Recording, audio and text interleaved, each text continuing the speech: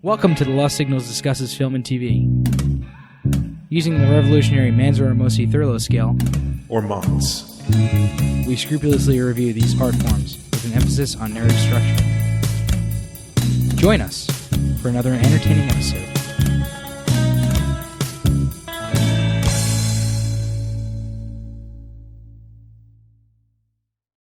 Hello, and welcome back to The Lost Signals Discusses Film and TV. My name is Chris Morgan. I am here with Stephen Ramosi.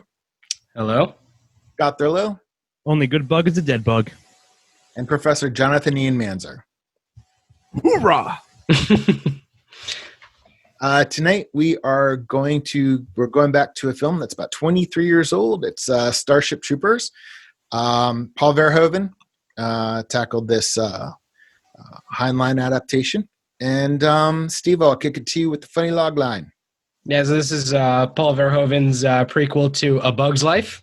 We've been using A Bug's Life a lot recently. Fairly. And Steve, would you like to continue with plot? Sure. I guess it starts in media res, right? So we won't talk about that part. But it's the beginning of the actual story is a bunch of well-to-do, I guess, kind of teenagers talking about whether they want to go into the army or not in order to gain citizenship. And they decide that, yes, they do. They all want to go in the army. And they all end up going in and getting into different units, sections of the military. And then while they're all in basic training, I guess, or like their training stages, Buenos Aires, their hometown, is destroyed by a interstellar enemy, the bugs, and they all decide to, or not they all decide, but they are all called into action to go fight them. They go out, take their licks, and then finally are, prove that humanity is the smarter species even than the brain bugs, and capture a brain bug. And Neil Patrick Harris does his doctor thing, and that's the end. Humans rule, bugs can suck it. I actually like to think that because humanity is losing for most of this work, that it's a Pyrrhic victory, the capturing the brain bug, and that we just lose the war continuing going forward. But, or at least a detente happens where we split the galaxy in half. Right. There's a lot in this that shows how kind of like shitty humanity is being towards these other like clearly intelligent creatures, that they're like just impinging, like bringing an imperial force down on their home and taking over, and being kind of super angry that something is trying to, that another force is trying to defend its home, like humans, which is obviously the point of this movie. And it's a really fascinating take on the war movie that was actually, I think, pretty big around that time, and like taken really, really, really at face value when it came out, and only in retrospect has it been seen as this like complete satire of the whole situation, which upon like this viewing, I can't believe that people didn't understand what it this seems was. so hard to miss, right? Exactly. But like I guess I get it, like that's on retrospect, knowing what I know about the movie at this point and stuff like that. But like, and the first time I saw this film, I was probably 14 years old, and I just took it as like, oh, I love, this is a great violent sex fest. Like, there's boobs, there's fucking people getting torn apart. What's not to love for a teenage boy, right? Like, sex and it's violence and it's entertaining. Yes, sure. Yeah. But like looking back on it, like this is like a masterclass on like real great military satire, and I fucking absolutely love the movie more and more every time I see it, to be honest. So, that's getting a little bit into themes and stuff, but what do you guys think about the plot? Good, Chris. I was going to say, because I'm trying to, it's going to be hard to differentiate between this and themes a lot. So I'm going to tread carefully.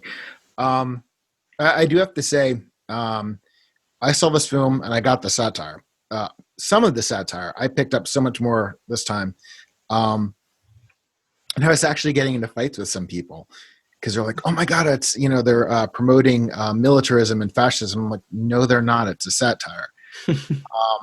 And this might be dipping into style, but I don't want to forget to mention that when this movie, I mean, right now everybody's comparing the Federation News Network, or whatever it's called, to Fox, but it really was more to CNN.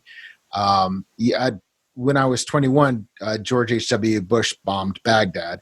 And, I remember for like months, I mean, you were watching the war happen on CNN.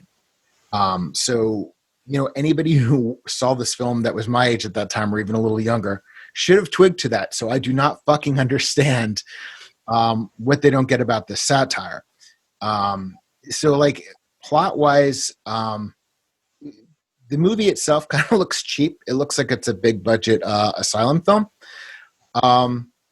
So this one's really hard because the themes are really strong, and we'll probably get more into them then.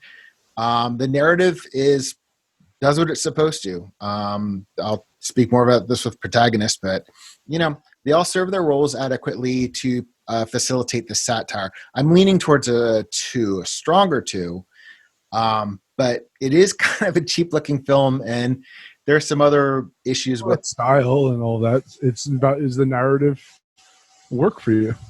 Yeah, the narrative does work for me.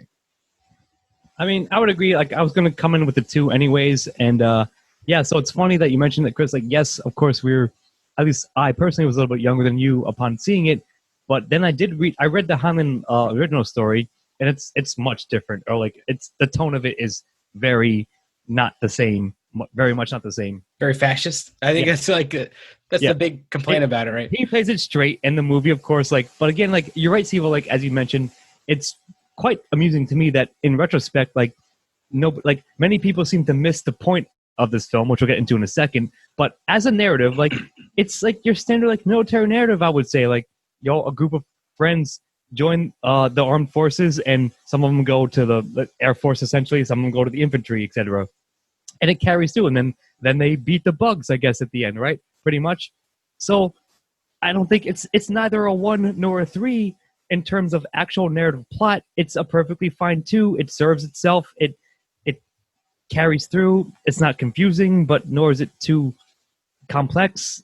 I think the complexity comes from themes, which I said we'll get to, but that's what I'm looking at in terms of plot. So, see, this is difficult for me because if the intention of it is to be a mediocre propaganda film, then it's 100% accurate in what it was attempting narratively to do, which makes me think that it deserves a 3 because it's poor as intended.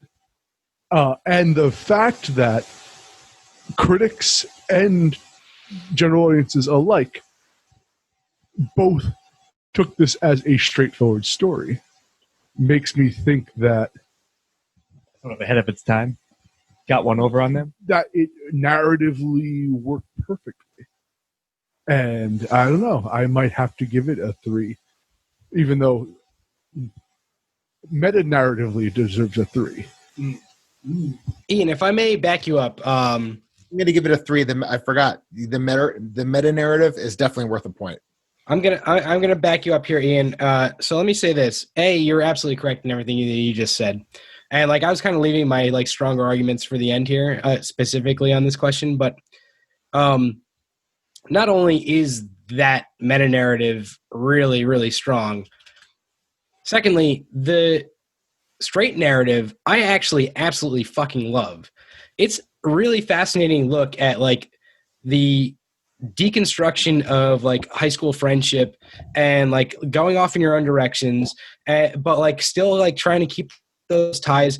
And I almost was like, the only weak part is Neil Patrick Harris's character going off and like getting shipped on a bus. But like that's actually fascinating in and of itself because he goes into like fucking military intelligence and is supposed to like be in a black box basically, right? Like that part itself is like I think part of what is so strong about this narrative. You get to see Carmen become this like amazing pilot. You get to see Johnny's like rise and fall and rise again, like as a character. Like you get like really strong arcs for these characters as you're going through. Even what's his face, Jake Busey's character, Ace or whatever, has like this really fun like arc to him. Like I mean, he's a good side character. But the teacher comes back, like the teacher from the beginning comes back as like this war hero who he always proclaimed to be, and like has this like quote unquote glory in his own death, and like the Roughnecks named after him become like Rico's Roughnecks. Radzig's Roughnecks become Rico's Rough. Yeah, exactly. I feel like there's really, really, really actually very strong narrative threads in this movie, like more so than it would ever be given credit for, like at the time they came out. And like the more like every time I see it, I'm like, wow, this is like a really well put together movie actually. So I'm gonna give it actually a pretty strong 3. All right, you guys convinced me. So here's what I'm going to do. I'm going to give it 2 for like the on paper narrative, and then a +1 for the meta narrative. Which give it a full 3. But that's how I'm going to cut it up. But yeah, I think it, as you guys talked it out, I think it does convince me that it works on both fronts really, and I'm going to give it full credit because of that. Yeah, excellent. If anything, it arguably works too well on the front. Apparently so. I'm a themes, and well, the whole movie is predicated on the fact that hoorah! Whether you're in a fascist state or you're in a neoliberal, neocon, military-industrial complex state, you always need an other. So the thing is, they went in colonies, found these bugs that were dangerous, and said they're our enemy. They're the enemy of Earth, which is, generally if a leader wants to get a country stoked up for war, they say, hey, they're the enemy of us. And the thing that really I found interesting about this is one of the first, the first news thing is about the Earth defense, and they show an asteroid getting blown out of the sky. And then it so happens that the bugs are intelligent enough to create a fold in space and send an asteroid back and, hit Earth. No, that was without question the government because you need another. So the rest of the movie is to support all those justifications, and it is a satire, and it's horrifying, and it's very appropriate for back then, given that we were between Gulf Wars. But it's even more so now. So I'm giving themes a really, really, really, really strong one because the themes are played out in everything, and I'll get more to that. But I think we already talked about it with regard to narrative. So. I just want to.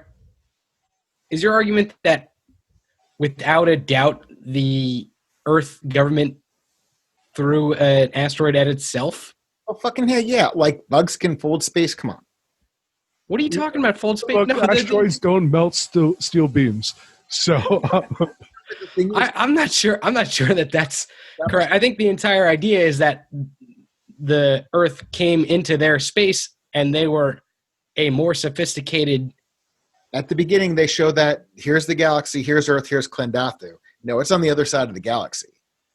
The entire what? All right, it doesn't matter. Like the physics of this don't really matter all that much. So I'm gonna stop this, but we can have this argument at another time. I'm pretty sure that there is. I'm not saying that that's not what they were going for in this movie, but it's certainly not without a doubt the only answer is that like Earth destroyed themselves. Got this great military force. I mean, Well, I'm going to bring up Star Trek. I know. This is the realistic outcome to the Star Trek universe.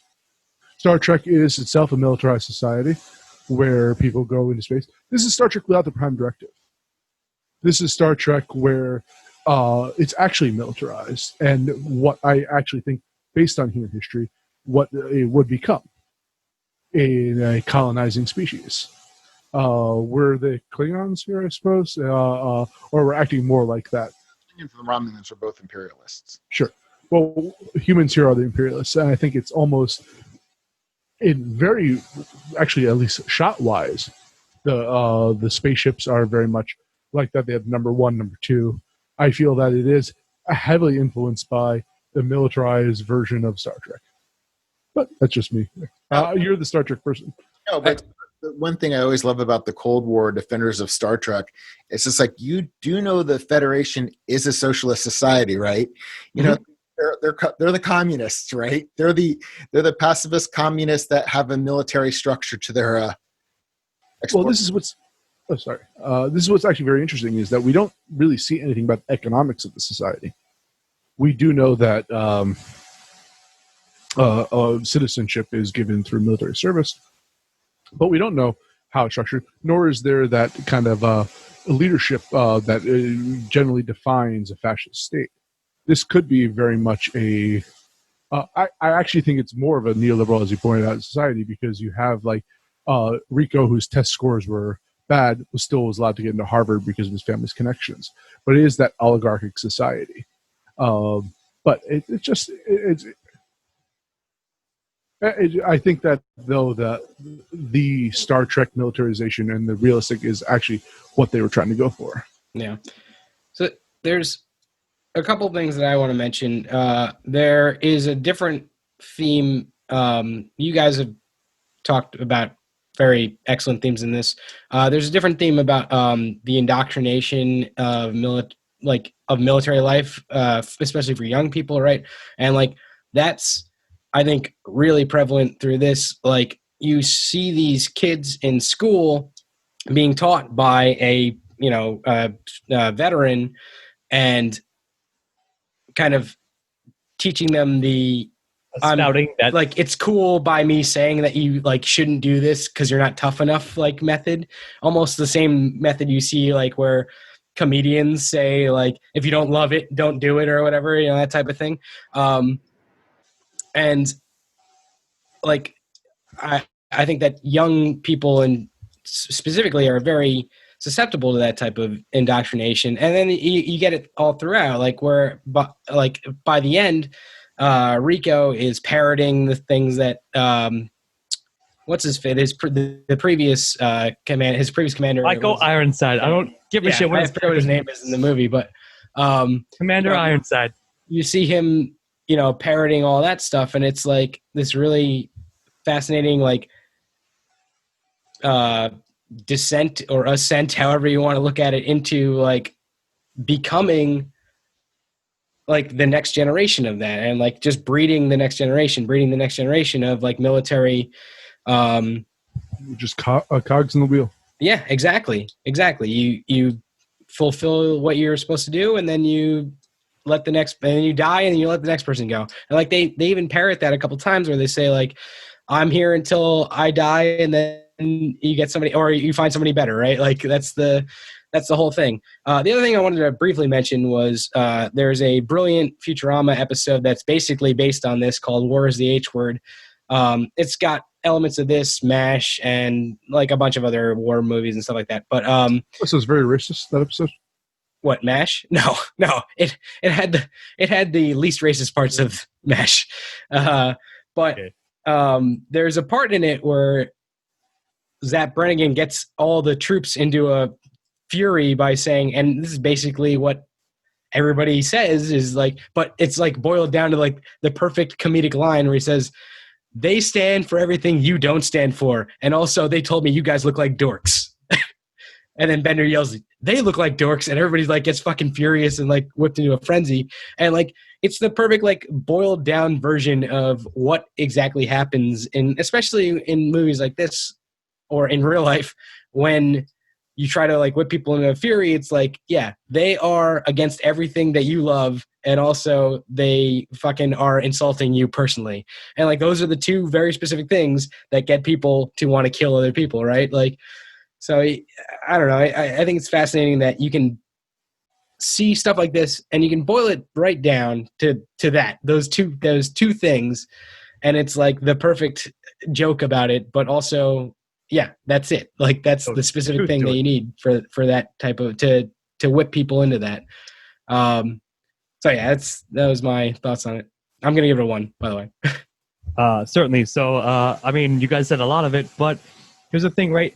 It's always been like, not always, but upon further and further viewings, like, yes, the parody and the satire is so perfectly there, and it covers all the bases that you guys all said. And this is one thing for you, maybe for you specifically, Steve, or maybe the rest of you. Like, why is it like it always sort of reminded me of Ender's Game, where like we're fighting the bugs. Like, why is it always the fucking bugs, right? Like, but to your point, Chris, like they needed an enemy, and like it's always been heavily implied that humanity was expanding to other planets and like infringe on basically they were colonizing, and the native species defended themselves. Now we can argue about whether or not they dropped the rock, like the asteroid thing. Like they could have just like had the technology to shoot the asteroid, but it just doesn't really matter. It's a minor point versus everything you guys just said. Where yes, and you have to take it as such, right? Like, and I would love to see what Hyman himself thought of this. Like he might be spinning in his fucking grave, like seeing what they did with his original work, because it is such a great parody of it. But like, it's so strange to me. I guess the only thing I want to talk about in this section is that, a la the honest trailers that you said, like that everybody only realizes like 20 years later, like how much of a parody and like how much of like a fuck you it was, right? It's the intent of it was never straightforward, but everyone took it as such, and that is like a strange situation to me, but also certainly a cap off amongst every reason you guys just said to give themes a 1. Like it all works on all these fronts, and just it's a brilliant little like, I don't know, like slow roll retroactive move, I guess. So yeah. I do have one last point. I forget where I got it from, but it's not my original point.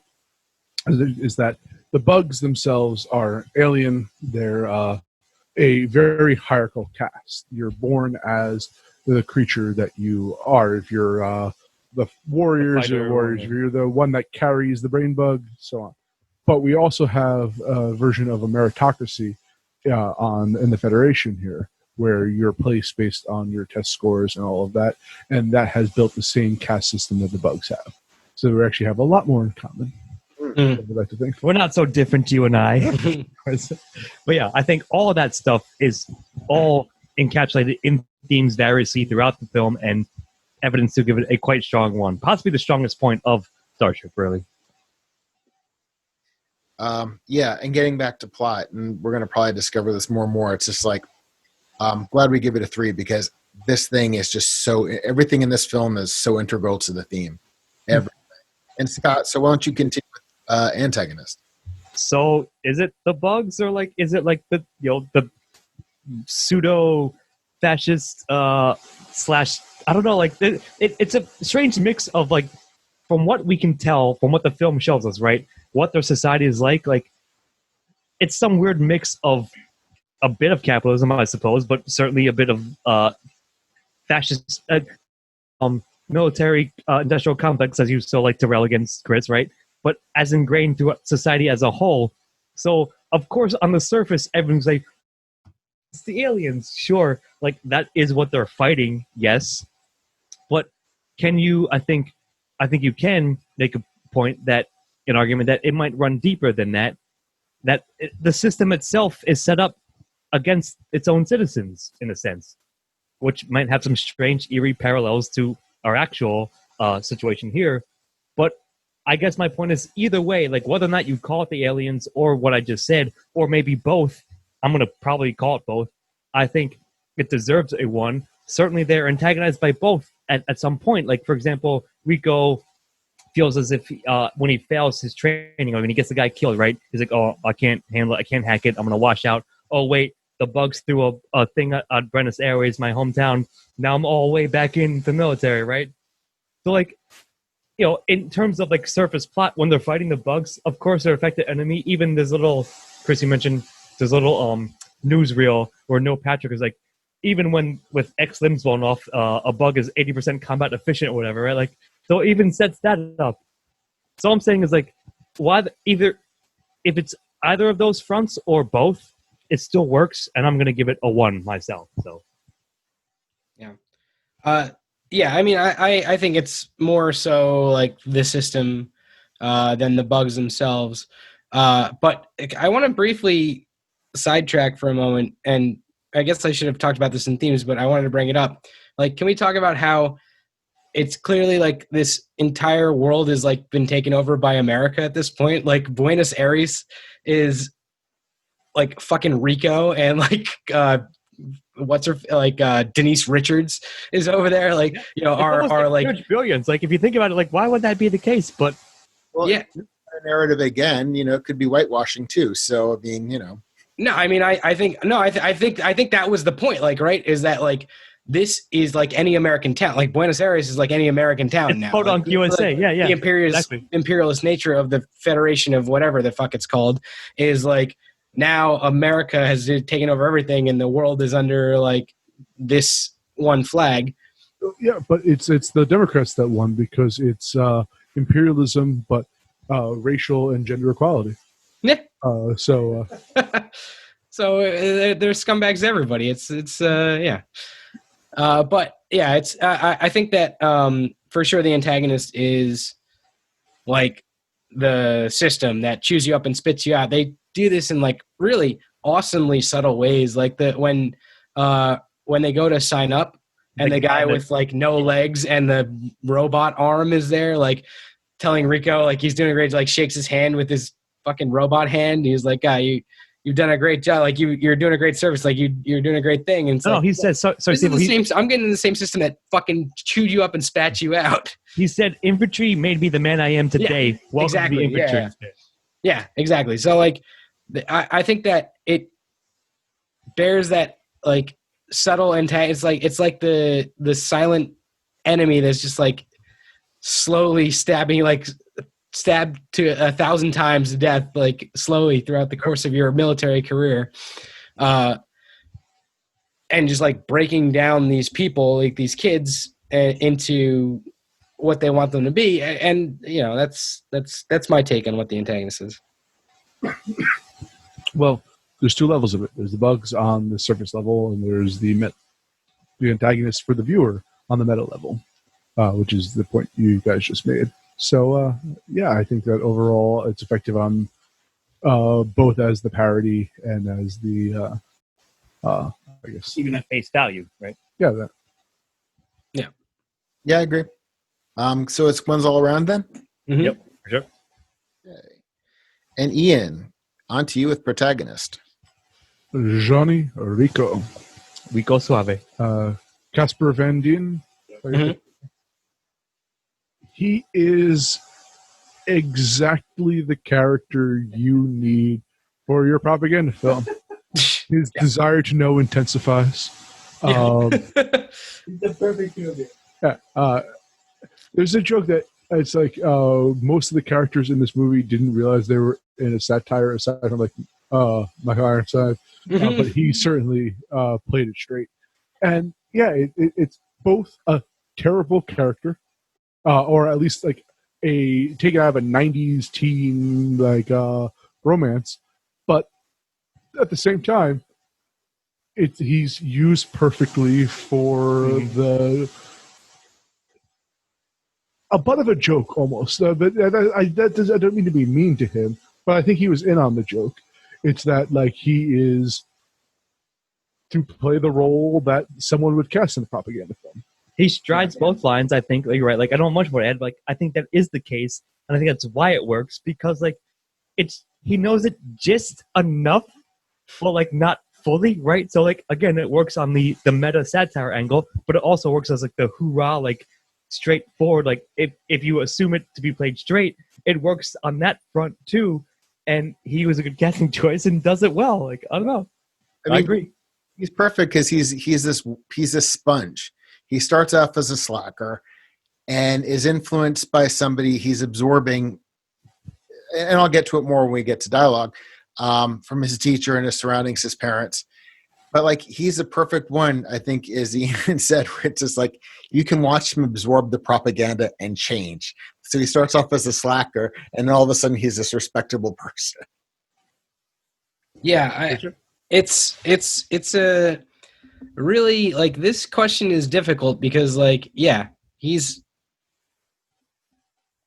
like I don't want to say he's bad as an actor, but like he acts this like he's in a propaganda movie, and I'm not. I really wonder how into the like intricate details Verhoeven brought him in terms of like explaining to him what was going on, or if he was just like, this might play better if I just let him think he's in a propaganda movie or something like that. You know, like, somehow is what you mean. Well, I've seen like the Honest Trailers thing. He definitely is in on the joke now and fully embraces the joke. oh sure, But you're right. I wonder how much he was informed during the filming. Well, Rico like this guy who's not too bright, who's very impressionable. So to play that, I don't think it would matter because that would be your character, whether it's a satire or whether it's an earnest propaganda film. This is the character you created, and that's the character he played. yeah.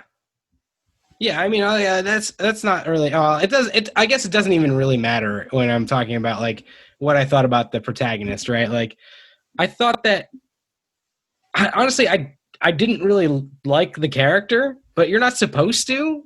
So, like, what does that mean? Like, do I give it a 1? Well, I think it's the same score you gave it for narrative. That on the base level, he's one thing, but on a meta narrative or meta characterization, he's exactly what was needed for this role. Yeah, I mean, I guess it doesn't matter whether I think it's down to the actor or the script. I think that he was a perfect, like, on both almost blank slate, like almost a type of like young teenage kid, like he almost played that to perfection, right? Whereas like, oh, I love this teacher, so I'm gonna listen to whatever he says, and then I get into some shit, so I am starting to think for myself, but then something brings me back, and now I'm on the military line again, like, right? Like it's a really perfect character arc, and I guess I have to give the movie credit for that protagonist arc, and I give it a 1. Alrighty. And Steve, why don't you continue with supporting? Unless anybody has anything else to say about Mr. Rico. Okay. There are some really interesting supporting characters. There's well, first and foremost, Michael Ironside's characters. I just looked it up. This Jean Rezac is his name. He plays this brilliantly. I would give supporting characters a 1 just for him. Son of a bitch, yes. But honestly, like there are so many other good characters. Like the guy that plays Xander, Carmen's like other beau, does a really good job being like a dickhead to Johnny, but like kind of giving him like the inspiration that he needs to like, I don't know, like win the football game or like, you know, go further. Like there's just like dumb moments that are like so perfectly like rah in terms of like a war movie. And it's like, you hit this on the fucking head, Verhoeven. Like you knew exactly what you were doing. Like moments like that, like Dizzy is great. Jake Busey, I mentioned earlier. There's a bunch more. I'll leave it at those, and then I'll come back to them if you guys miss any of them. All right. All I was going to say was Michael Ironside always is going to get a 1 in every supporting role he ever plays, which is mostly all of them. Right. But I think especially in this one, for mostly what you said. So, like, yeah, I mean, of course, like, it's almost like similar to what we just said about protagonists, where they serve those, like, sort of stereotypical, like, archetypal roles, but the script and the directing nails it so well, and the casting is so good that, like, it all gels together for me. So, like, yes, on one level, they're the most exactly, like, you know, flat characters you expect them to be, but that's because that's the intention, and that's what the story wants you to view them as. So, is this the driest American satire of all time? Possibly. I don't know, man. As we talk it out, yeah. Because it just plays itself straight constantly. And I just want to say that Dizzy was one of my first loves. I agree. So she will always get a 1 for me. But One of the overall, first like, movies where I saw boobs, right? Like, Yep, so yep. it's hard but to. also her personality is phenomenal. Like, she has Yeah, she's great. Yeah, But- she's like the perky, like you're like, hey, if anything, both Denise Richards and what's the Jake Booth. Doogie Howser Oh, Neil Patrick. Neil Patrick. Of course. Yeah. were Yeah. actually Yeah, we the even mentioned him, weakest of the characters in this. But again, they're almost secondary to the Roughnecks. I so- mean, it's funny. All right, sorry. I'm just gonna briefly touch upon, since I've heard to mention Neil Patrick, right? So like in universe, it's implied like there's like you can have like low grade, I guess, psychic abilities, whatever, right? So so because his character has that, he's of course, as you mentioned, Steve, going all the way back to plot, he's drafted into like the MI essentially, which means he's like black ops behind the scenes, like analyzing all this shit. So like he only appears after like they introduce him as the friend, like one of their friends. He only appears in like the newsreels of like him giving you the propaganda. but it's also implied that he's been psychically tampering with Rico of throughout. course, like right, and that's what sort of like fridge brilliance about it in a sense. So like, yeah, I have to give credit on there. All around, Mike Ironside, of course, number one, like I said, always, but everyone else does a good job because, like you said, the scripting gives them just straddling that line, like playing it straight, but also like knowingly, like with a small wink and a nod there, like knowing that it's meta beyond that. So, But the smallest winks. yeah, Yeah. exactly, agree. Like you blink and you miss it, but And that's why like, people didn't get it. for sure. So, Chris, you want to go? Yeah. Or- I was going to say Dizzy really provides a lot of the humanity to this. I think she's great. I do also like the captain of the Roger Young. She's, out of all the military commanders out there, she seemed to be the one who had their most act together with the least amount of vibrato. But there is one person that we've all neglected. Well, two, I guess. But I'm going to do this in respect to Honest Trailers where Dean Norris was in it. It's like, hey, it's that guy from Breaking Bad. Love that show. Really, Clancy Brown. I love Clancy Brown. Yeah, good call. The reason I thought of him is because as hard ass as he is, he's the other one that he's the other military commander who actually had moments of genuine humanity. You could tell that he's probably like Rico, came in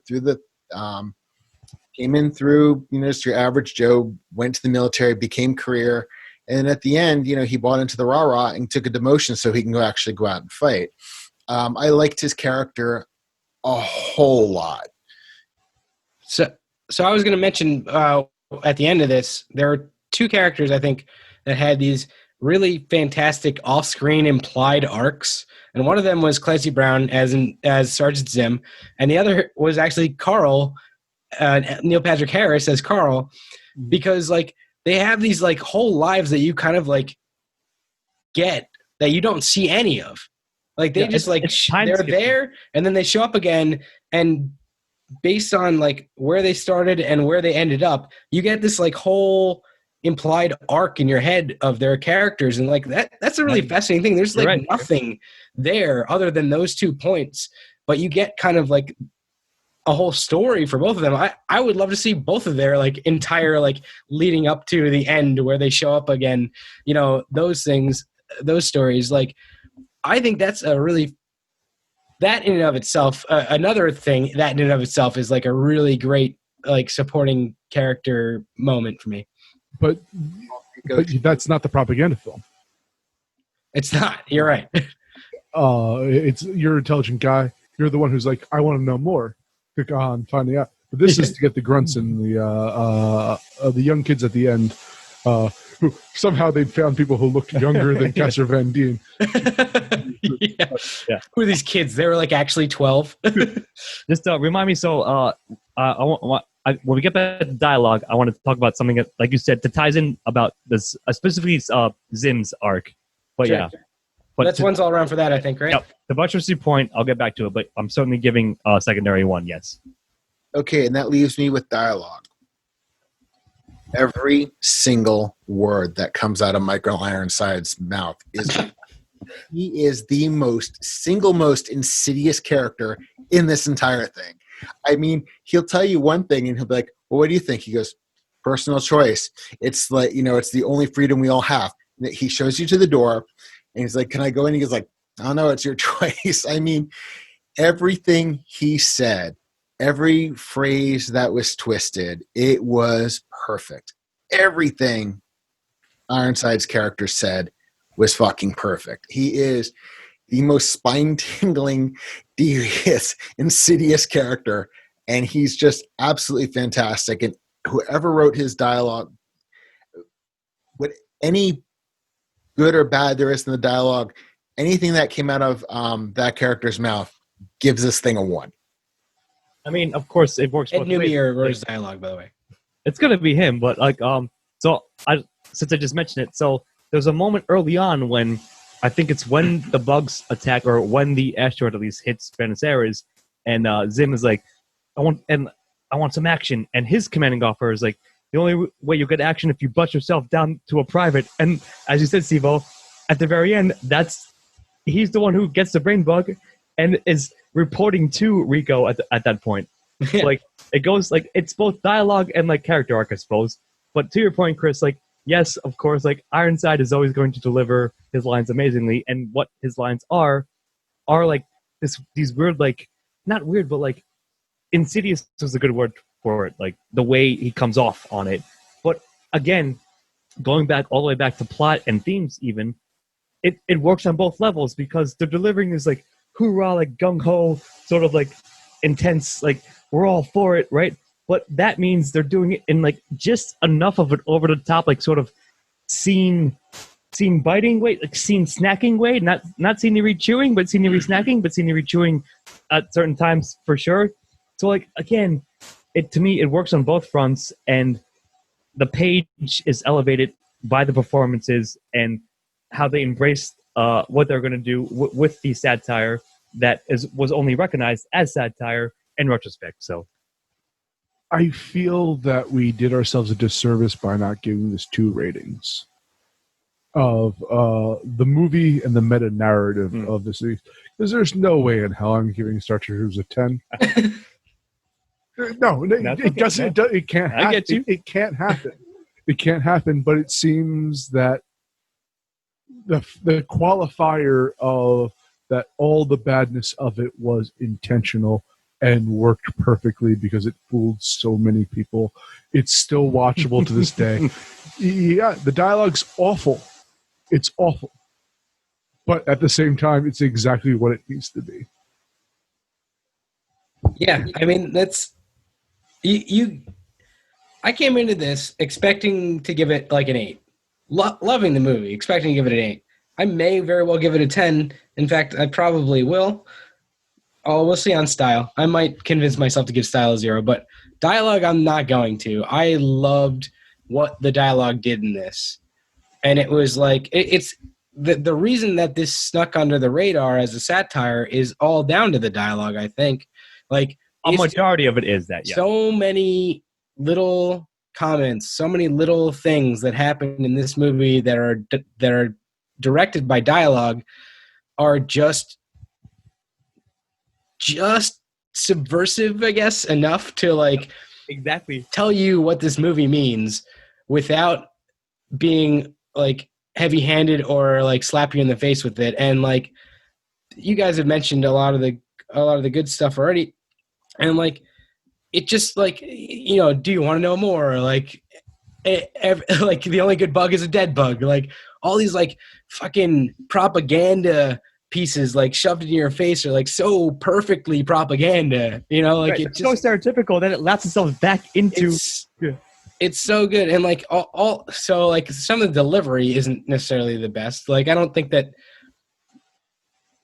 it's, you know, it's weird watching like Denise Richards and like Jake Busey and like Casper Van Dien and, you know, all these characters. I mean, I actually think Neil Patrick Harris is a pretty decent actor, but I don't think that the rest of them are all that good. But like, that's exactly who they needed to deliver these fucking lines. As we said earlier, yes, of course. And like, I don't know. It just works. It just works for me, and I got to give it a 1. We forgot about Rue McCallaghan. Everybody is.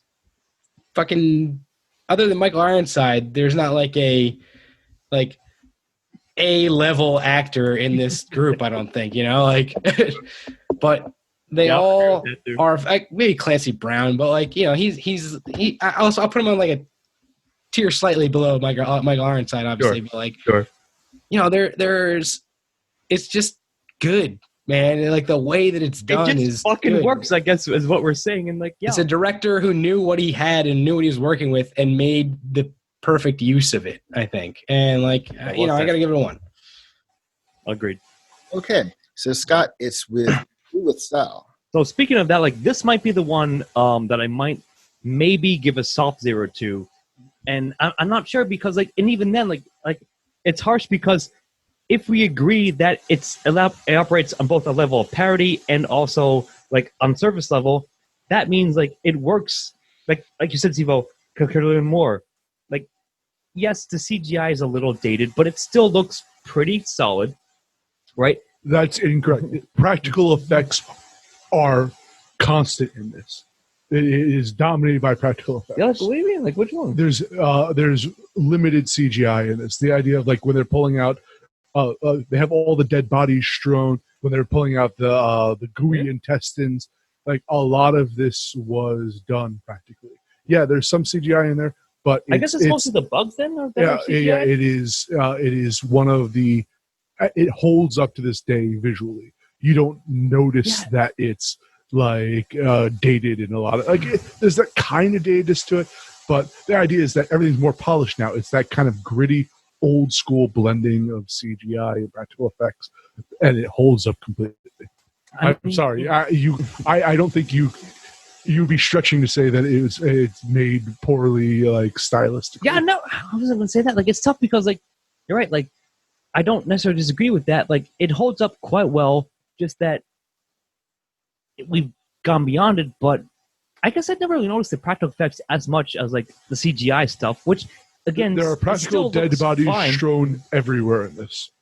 So, like, I guess it's. And there's also bug mandibles everywhere. I mean, you've got the remnants of whatever they might throw in at CGI when they get up and close. It's a practical effect. So I guess, like, at the end of the day, the big thing is like the propaganda films within the propaganda film itself, as it were. I think that I've always thought was quite well done. Or like, again, like you mentioned, like, click here to know more. Like, the CNN kind of shit. Like, as they show like the progression of the war. Like, oh, now we know this. Like, that always I thought worked quite well. And if we agree that that's what the intention and level was, it works both. And actually, now think about it. Even like the for example, when Denise Richards was like doing the flying the ship and like the shots from her like disengaging and stuff, like that actually looks pretty good.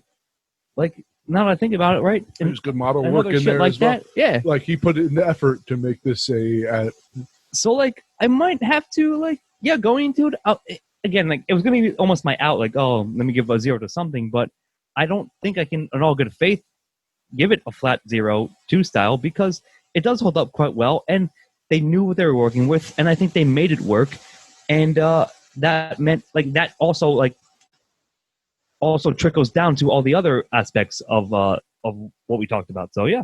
So I'm going to give it a 1. Yeah, as Ian said, the spaceships, the exteriors, that was all model work. That was absolutely... Yeah, Chris, and it holds up really well. I mean, you could tell where they cut the corners because the football stadium and the Starship interiors and the gym, I mean, they are all right out of, they're all right out of an episode of Star Trek. But stylistically, where it counts, how it works within the themes. And I'm glad you brought it up, Ian, because I have such an appreciation for practical effects, model building. So, you cut corners where they did, and they, had like 5 spaceship sets they kept redecorating. That's fine. I'm definitely giving this a 1. Even away from the meta narrative, I'm giving this a 1.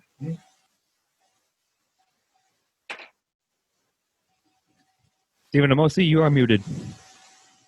Muted myself so you can hear me typing. Sorry about that. I can't Disagree. I think that if I was going to give this, I was thinking earlier that if I was going to give this 0 for anything, it would be style. But honestly, the style is very strong, like perhaps stronger than some of the other things that we've given a 1 to. Probably, for sure, stronger than Protagonist, I would say.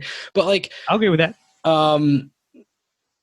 In terms of the practical effects, I think they are really good. They hold up. I think that by dint of the fact that it is this really great satire that nobody fucking realized what the fuck was going on, that alone should give style a 1, right? Like, and you know, you look at.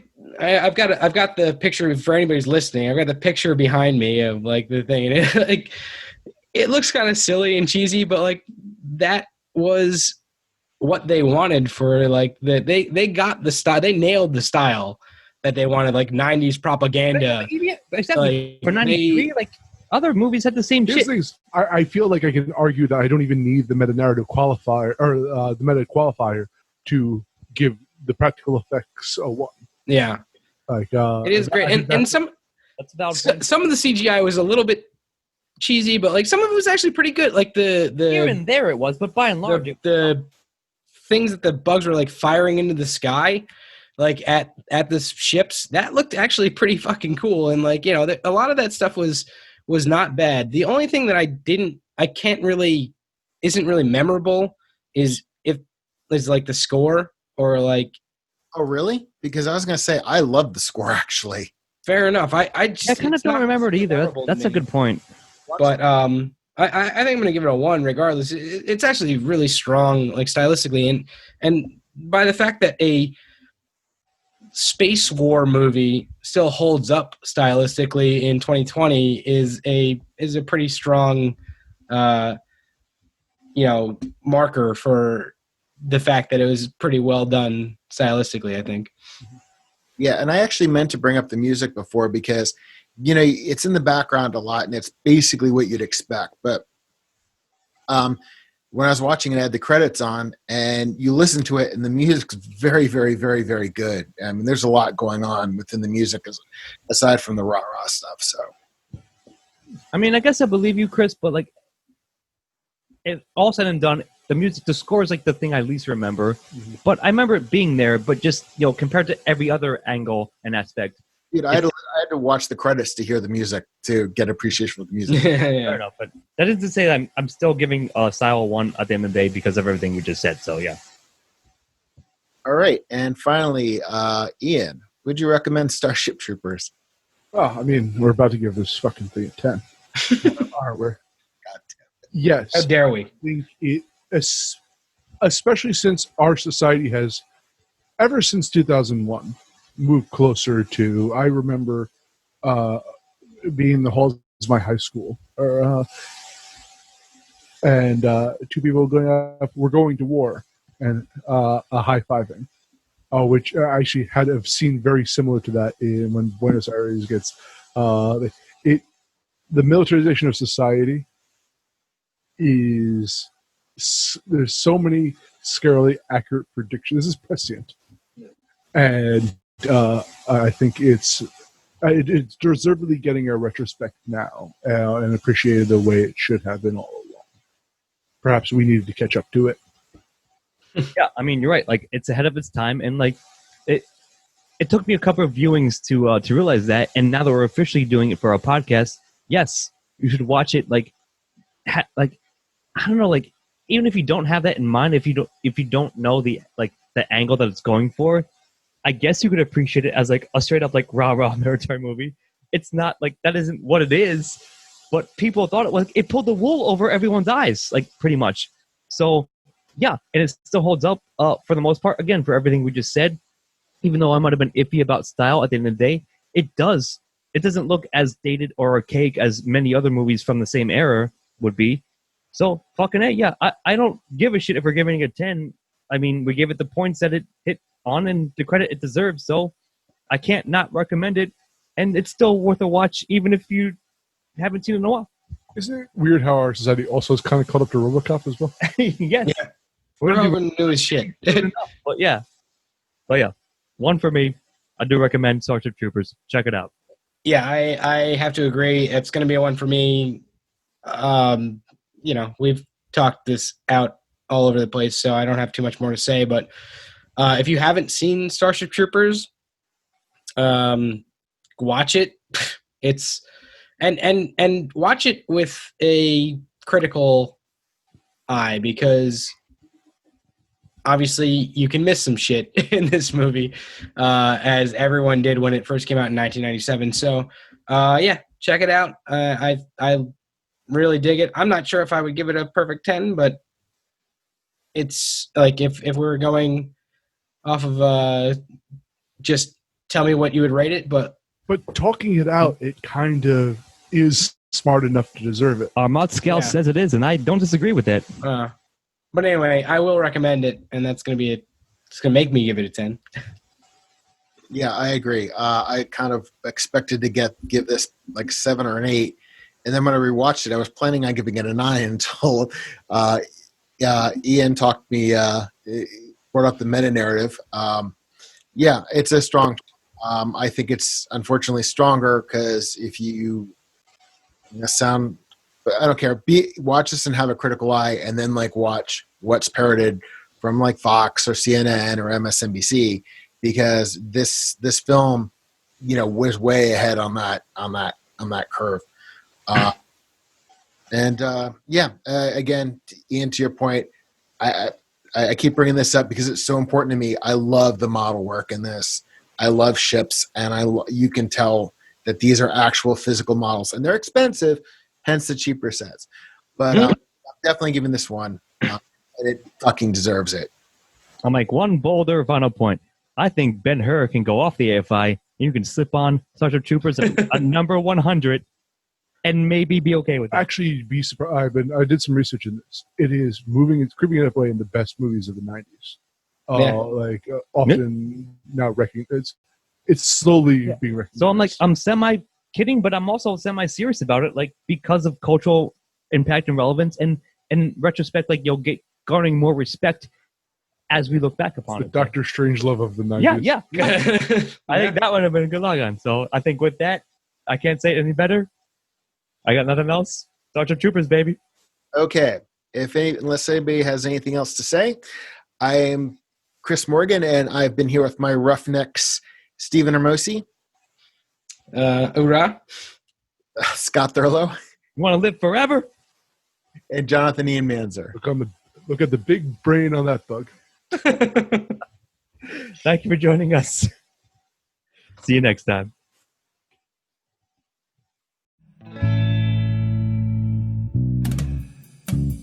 Editing and engineering by Stephen Hermosi. Music by Christopher Morgan. Check us out on YouTube and iTunes for the shows, and on Facebook and Twitter for updates.